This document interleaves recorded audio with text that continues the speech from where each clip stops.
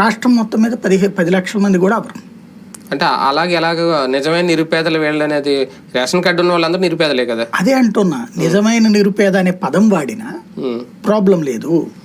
నిజమైన నిరుపేద అంటే ఎవరు? నెలకి 4,500 రూపాయల లోపు జీతం సంపాదించేటటువంటి వాళ్ళు ఎవరు ఉండరు. అలాంటి వాళ్ళు 10 లక్షలు అంటున్నా నేను ఉజ్జాయింపుగా సరిపోతుంది. కానీ వీళ్ళు అలా అనలా, మహిళా శక్తి అన్నాం. ఆ శక్తిని పైకి తీసుకురావడం కోసం వాళ్ళు ఉన్నత స్థితికి అన్నాం.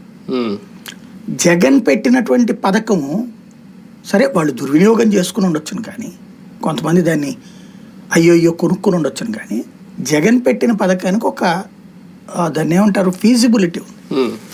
ఏంటయ్యా అంటే ఒక మనకి పూల బండి ఉంది. మొన్న నేను చూస్తుంటా, ఈ చిన్న లేబర్తో మనం మాట్లాడుతుంటాం కదా, పూల బండికి బండి అద్దె 25 రూపాయలు 50 రూపాయలు ఉంటుంది రోజుకి. మన ఇంటి ముందు పెట్టుకుంటామా, సెంటర్లో పెట్టుకుంటాం.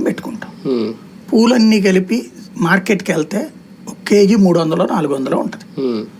ఒక 5 రకాల పూలు కలిపి 300 వేస్తే 1,500 రూపాయలు. ఈ 1,500 రూపాయలు పెట్టి పూలు తెచ్చుకుని అమ్మితే 2,000 రూపాయలు వస్తాయి. ఒక్కో రోజు శుక్రవారం, మంగళవారం, శనివారం